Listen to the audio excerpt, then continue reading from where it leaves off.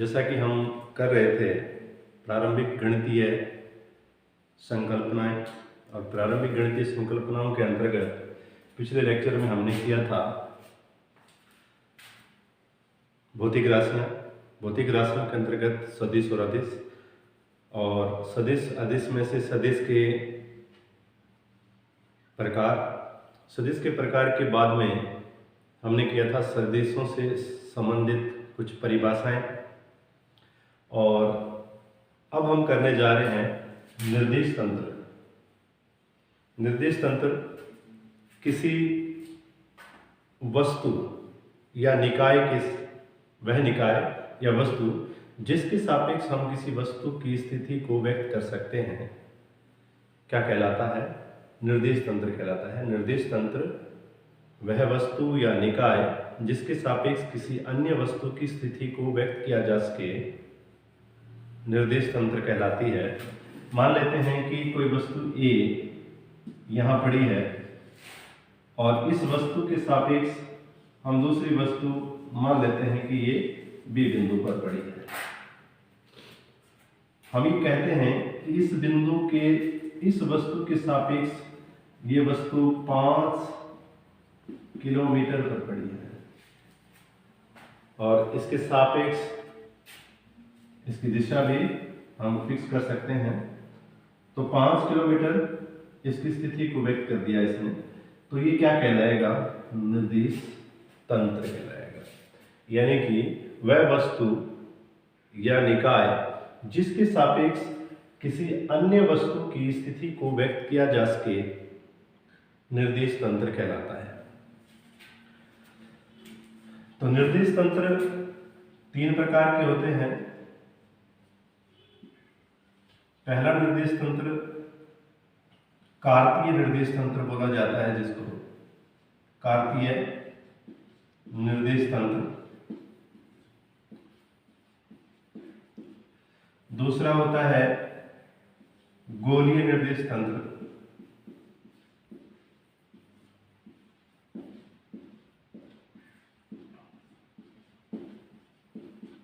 और तीसरा होता है बेलनी निर्देश तंत्र।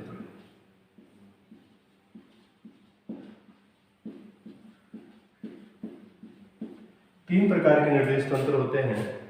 पहला जो है कार्तीय निर्देश तंत्र, दूसरा गोलीय निर्देश तंत्र, और तीसरा बेलनी निर्देश तंत्र। लेकिन हमारे सिलेबस के अंदर हम सिर्फ कार्तीय निर्देश तंत्र को पढ़ेंगे, तो हम कार्तीय निर्देश तंत्र के बारे में कुछ जानकारी लेना चाहेंगे, इसके बारे में जानना चाहेंगे।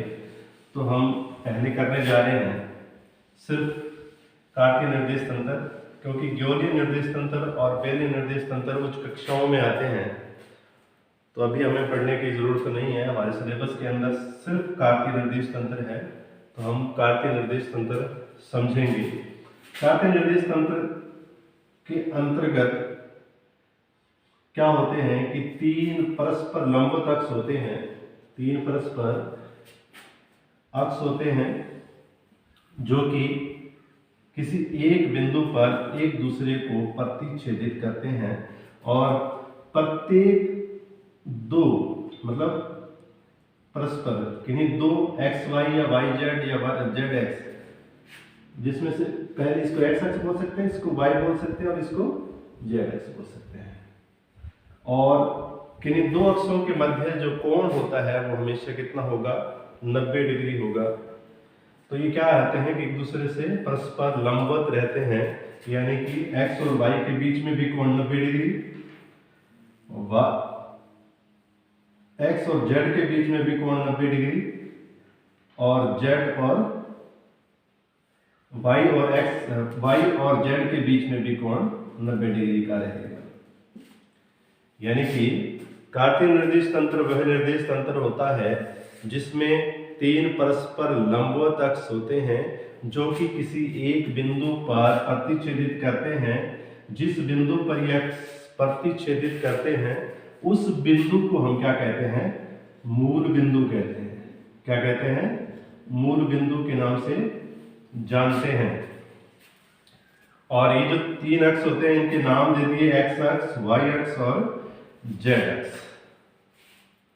तो कार्तीय निर्देश तंत्र भी दो प्रकार के होते हैं। नंबर 1 दक्षिणावर्ती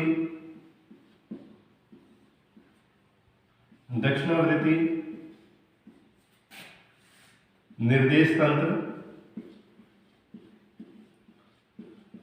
और दूसरा होता है वामावर्ती निर्देश तंत्र।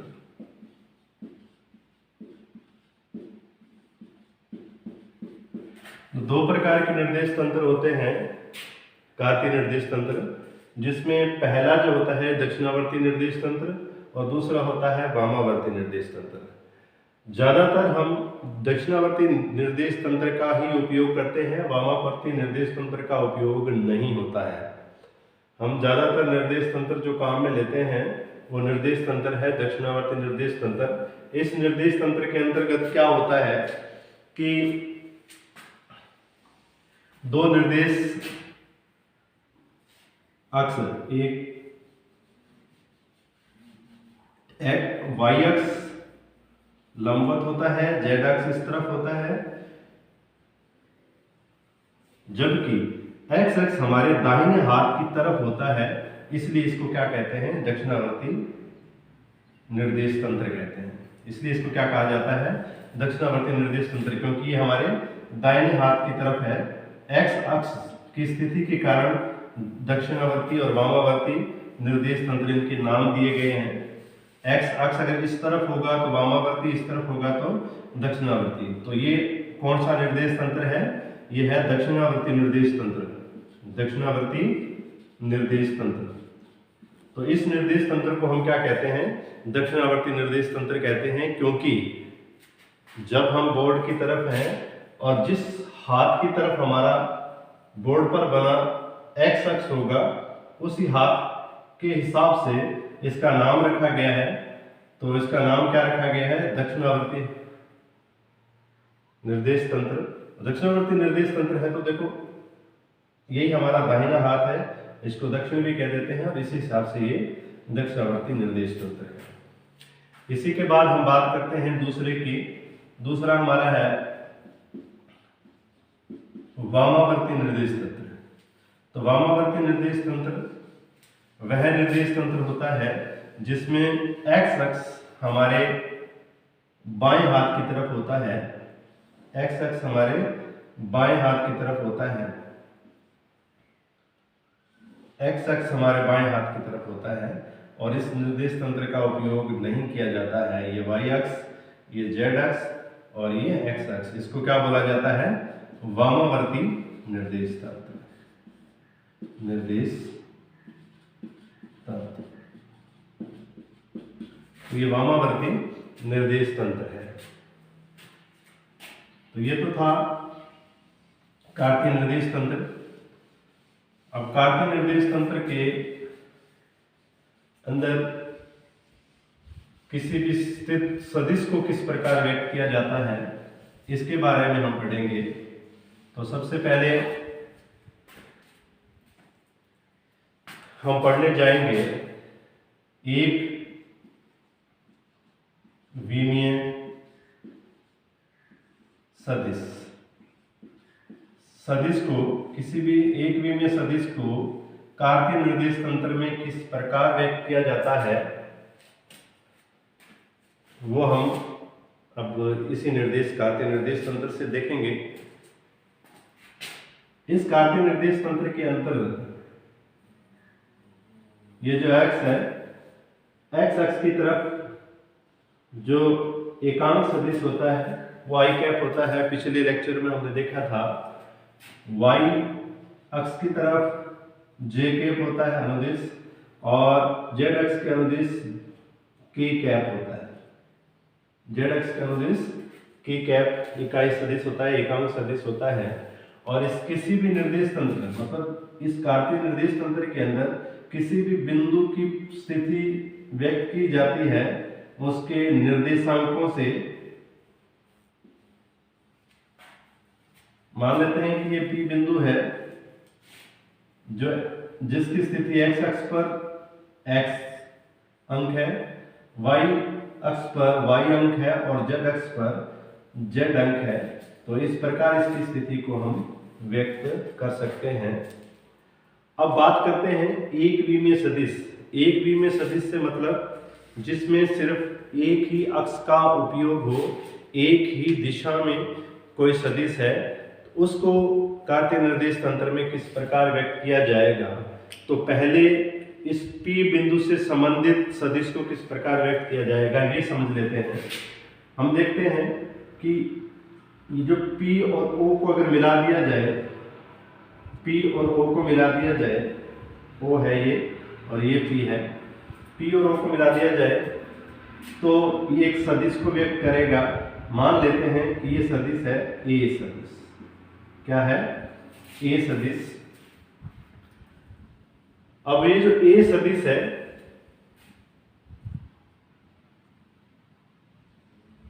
जिसका प्रारंभ कहां से हो रहा है? मूल बिंदु O से, और ये खत्म कहां पे हो रहा है? P पर। कहां खत्म हो रहा है? P पर। तो जो ये OP डिस्टेंस है परिमाण को व्यक्त करेगी। जो OP लंबाई है वो परिमाण को व्यक्त करेगी, और ये जो तीर है इसकी दिशा को व्यक्त करेगा। और हमें पता है कि किसी सदिश को दिखाने के लिए, सदिश को प्रदर्शित करने के लिए दो चीजों की आवश्यकता होती है, एक दिशा और एक परिमाण। परिमाण हमारे पास OP है, दिशा हमारे पास ये एरो OP दिशा है, ये एरो हमें दिखा रहा है। तो इससे हमें पता चलता है, या इससे हम बात कर सकते हैं कि ये एक सदिश को व्यक्त कर सकता है। कार्तीय निर्देश तंत्र में किसी भी सदिश को हम व्यक्त कर सकते हैं। तो हम बात कर रहे थे एक विमीय सदिश। एक विमीय सदिश का मतलब है इन तीनों क्वाड्रेंट, तीनों निर्देशांकों में से कोई एक निर्देशांक यूज होगा, कोई भी एक निर्देशांक यूज होगा, और बाकी क्या होंगे? शून्य होंगे। बाकी क्या होंगे? शून्य होंगे। यदि ये P बिंदु x अक्ष पर होता, यानी कि ये बिंदु यहां पे होता, तो इसके निर्देशांक क्या हो जाते? निर्देशांक हो जाते P x 0 0, यानी कि x अक्ष पर z का मान भी 0 होगा और y का मान भी 0 होगा। तो हमारे पास जो सदिश आएगा वो हमारा ये होगा, जिसका परिमाण x के बराबर होगा, और दिशा हम x दिशा में ये कहते हैं x कैप होगी।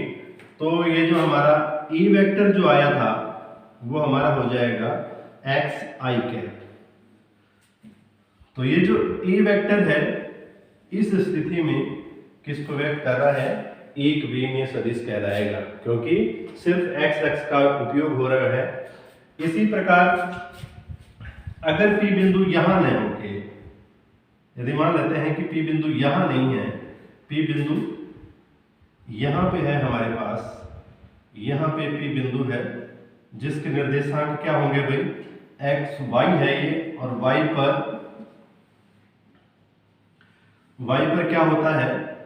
z 0 होता है, x भी 0 होता है, y का मान y है, और y यहाँ से यहाँ तक की जो डिस्टेंस है वो कितनी है? y है। और इसके निर्देशांक हमें कंफर्म याद रखने हैं कि 0 0 होते हैं, 0 0 होता है। z का यहाँ पे निर्देशांक 0 होंगे। तो देखो भाई, यहाँ पर अब P बिंदु यहाँ पे आ गया और P बिंदु यहाँ पे आ गया, तो जो A सदिश है वो हम लिख सकते हैं y j कैप, यानी कि जो A सदिश है इस प्रकार से लिखा जा सकता है एक विमीय सदिश। अब तीसरी कंडीशन, यदि P यहाँ नहीं है, यानी कि P यहाँ नहीं है और P आ गया है इस बिंदु, मान लेते हैं कि P बिंदु यहाँ आ गया है, ये P बिंदु है, और यहाँ से यहाँ तक की जो डिस्टेंस है वो z है। क्या है? z है। तो हम इस बिंदु के निर्देशांक क्या लिखेंगे? इस बिंदु के निर्देशांक हमारे पास हो गए 0, x भी 0, y भी 0, z का मान हम लिख रहे हैं z का मान हम क्या लिख रहे हैं, z लिख रहे हैं। तो यहाँ पे z का मान हम z लिख रहे हैं और हमारे पास जो a सदिश आएगा वो क्या आएगा, क्योंकि इस तरफ क्या है, एकांक सदिश k कैप है, एकांक सदिश क्या है, k कैप है। तो हम a वेक्टर को लिख सकते हैं, ये जो हमारा a वेक्टर है इसको हम लिख सकते हैं z k कैप। तो इस प्रकार से हम एक विमीय सदिश को कार्तीय निर्देश तंत्र में व्यक्त कर सकते हैं। एक विमीय सदिश में सिर्फ कार्तीय निर्देश तंत्र का एक ही अक्ष काम में आता है, इसलिए इसे क्या कहा जाता है, एक विमीय सदिश कहा जाता है। अब हम बात करते हैं द्विविमीय सदिश की। द्विविमीय सदिश की, और द्विविमीय सदिश हमेशा किसी समतल में होता है, यानी कि उस सदिश के अंदर दो अक्षों का उपयोग होगा। वो अक्ष होंगे एक्स वाई भी हो सकता है, वाई जेड भी हो सकता है और जेड एक्स भी हो सकता है। तो हम कर रहे हैं द्विविमीय सदिश की बात कर रहे हैं। द्विविमीय सदिश के अंतर्गत हम दो सदिशों को काम में ले सकते हैं।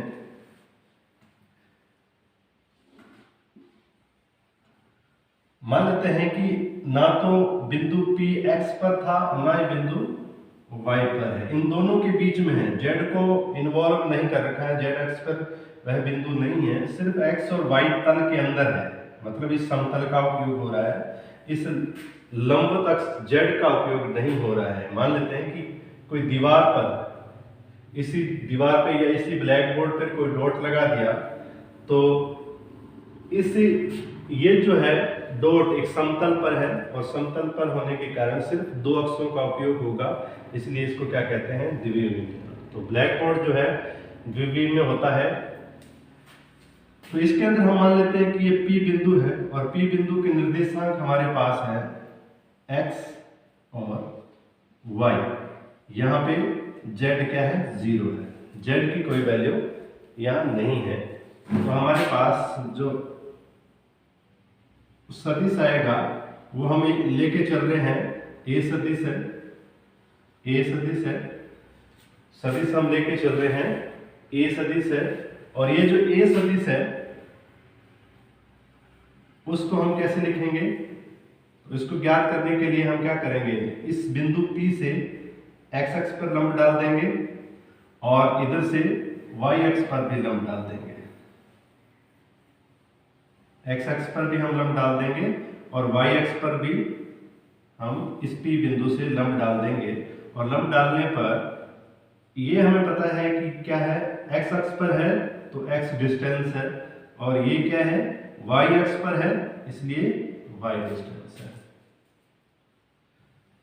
तो हम तो व्यक्त करना चाहते हैं E वेक्टर को, तो हमें पता है कि मूल बिंदु के सापेक्ष अक्ष पर जो बिंदु होता है उस सदिश को हम इस प्रकार व्यक्त करते हैं और यहां से इस बिंदु को अक्ष के सापेक्ष इस दिशा में दिखाया जाता है।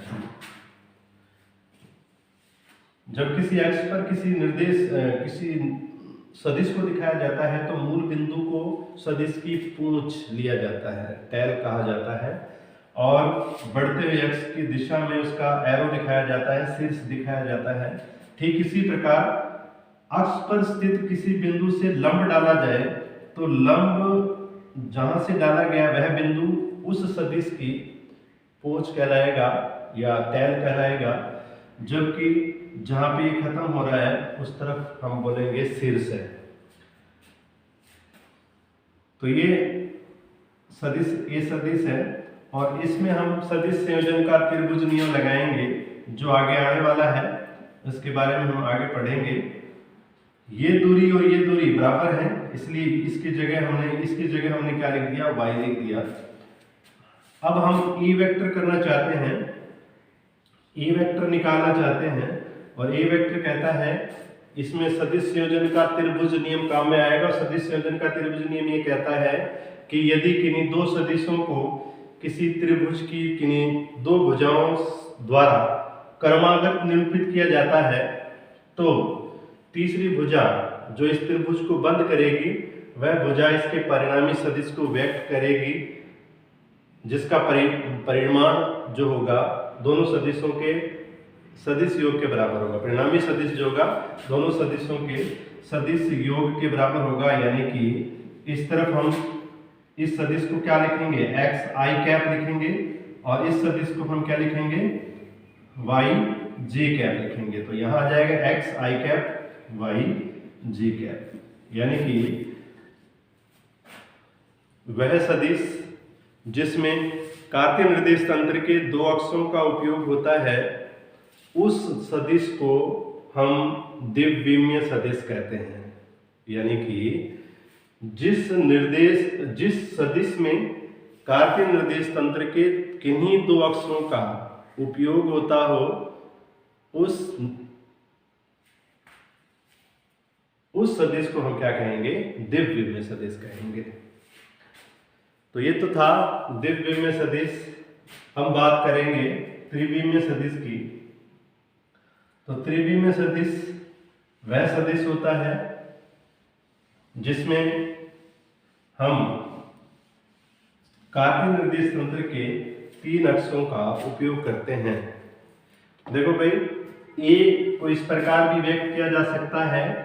ए को अगर इसमें एक्स अक्ष और वाई अक्ष का उपयोग हुआ था, द्विविमीय सदिश की बात कर रहे हैं, इसमें दो अक्षरों का उपयोग हुआ था एक्स और वाई का, इसलिए एक्स आई कैप और वाई जे कैप। अगर वाई और जेड का उपयोग होता तो इसमें यहां लिखा जाता वाई जे कैप प्लस जेड के कैप। और अगर जेड और एक्स का उपयोग होता है तो हम इसको लिखेंगे एक्स आई कैप प्लस जेड की कैप।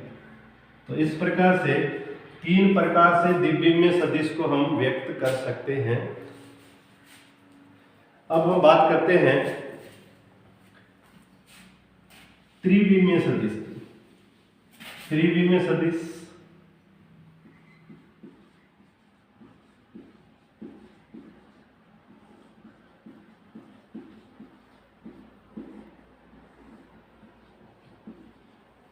त्रिविमीय सदिश वह सदिश जिसको व्यक्त करने के लिए कार्तीय निर्देश तंत्र के तीनों अक्षरों का उपयोग होता है, उसे हम त्रिविमीय सदिश कहते हैं। और त्रिविमीय सदिश को व्यक्त करने के लिए हम छोटी सी एक एग्जाम्पल लेते हैं, छोटा सा एग्जाम्पल लेके समझने का प्रयास करते हैं। कि मान लेते हैं कि ये कोई घन है,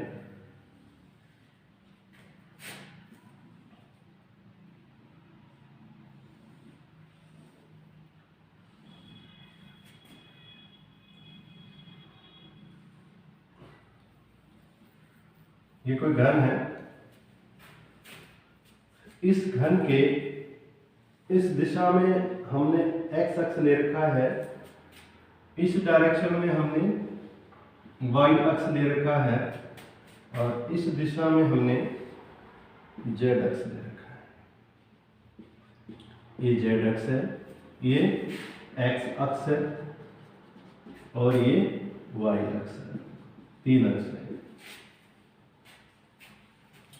हम बात करते हैं, ये है इस कार्तीय निर्देश तंत्र का मूल बिंदु O, ये मान लेते हैं P, ये Q, ये R, ये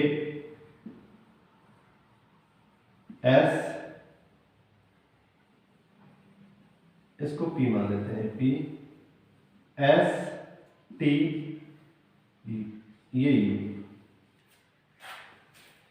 ये अलग अलग बिंदुओं के इसके हमने नाम रख दिए।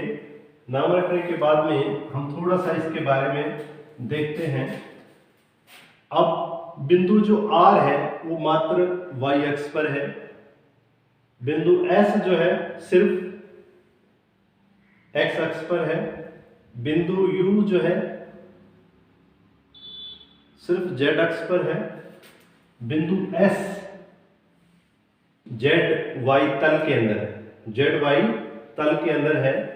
बिंदु Q x और y तल के अंदर है, बिंदु T x और z तल के अंदर है। अब बचा बिंदु P, ये बिंदु P तीनों अक्षों के मध्य स्थित है, यानी कि यही बिंदु है जो कि त्रिविमीय सदिश हमें दिलाएगा, या इसी से हमें त्रिविमीय सदिश प्राप्त करना है। तो कैसे? हम P को मिला देते हैं O से, P को O से मिला देते हैं,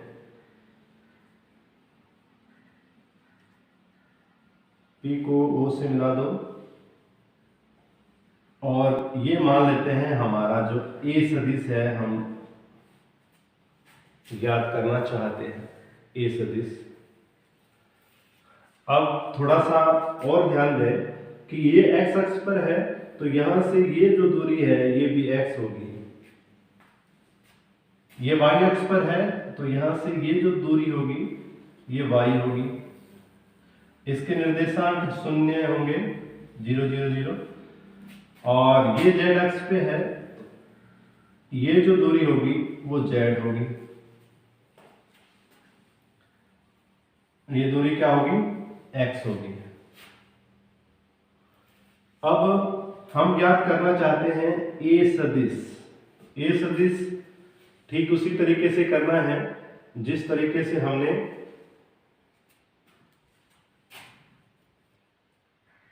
वो किया था पीछे, अभी हम करके आए थे। ये x मैं यहां लिख देता हूं, x, ये जो डिस्टेंस है वो x है, और O को हम T से मिला देते हैं। ये O को हमने T से मिला दिया, और ये वेक्टर मान लेते हैं कोई A0 वेक्टर है। क्या है? A0 वेक्टर है, जिसको हमने O को T से मिला दिया। O को T से मिलाने पर जो सदिश हमें प्राप्त हुआ वो क्या है? A0 वेक्टर है। अब A0 वेक्टर हम कैसे ज्ञात करेंगे? A0 वेक्टर ज्ञात करने के लिए ये इसके समांतर है, और इसके समांतर ये है, इसके समांतर ये है, तो ये भी क्या होगा? x के बराबर होगा। तो चित्र में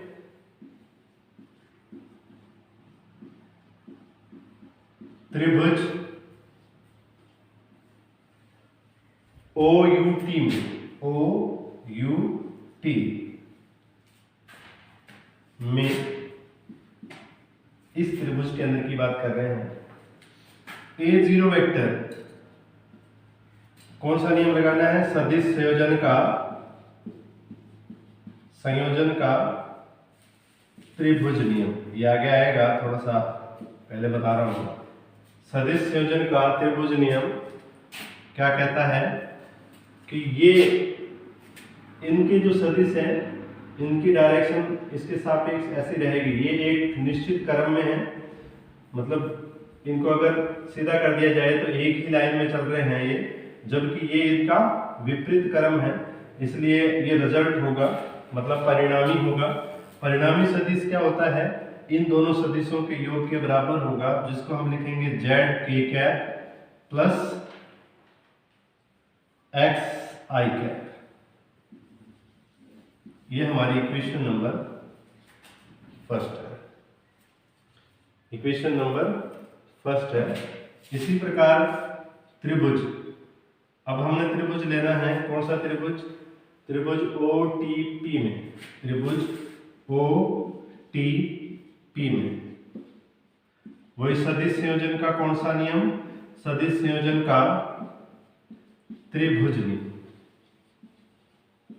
सदिश संयोजन का त्रिभुज नियम का उपयोग करेंगे हम, और सदिश संयोजन के त्रिभुज नियम के अनुसार इसके सापेक्ष ये जो स्थिति सदिश होगा इस तरफ होगा।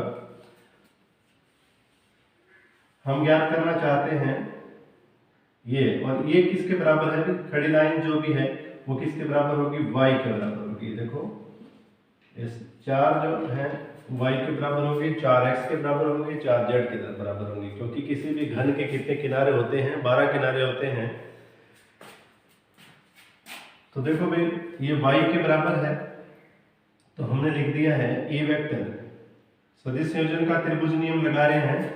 अब देखो इसमें ये इस तरफ, ये इस तरफ, और ये इनके विपरीत क्रम में, ये इस तरफ चलते हुए इस ऐसे, और ये इसके विपरीत क्रम में है, इसलिए हम इसको क्या लिख सकते हैं, a0 वेक्टर प्लस x नहीं y आएगा, y j कैप आ जाएगा।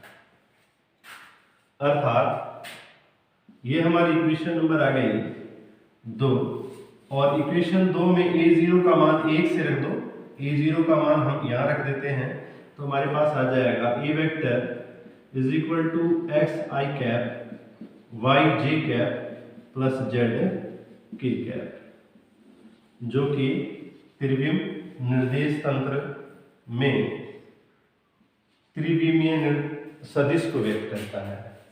यानी कि त्रिविमीय जो सदिश होता है उसके अंदर कार्तीय निर्देश तंत्र के तीनों अक्षों का उपयोग होता है। त्रिविमीय निर्देश तंत्र को व्यक्त करने के लिए कार्तीय निर्देश तंत्र के तीनों अक्षों का उपयोग होता है। तो ये तो था एक विमीय, द्विविमीय, त्रिविमीय सदिश।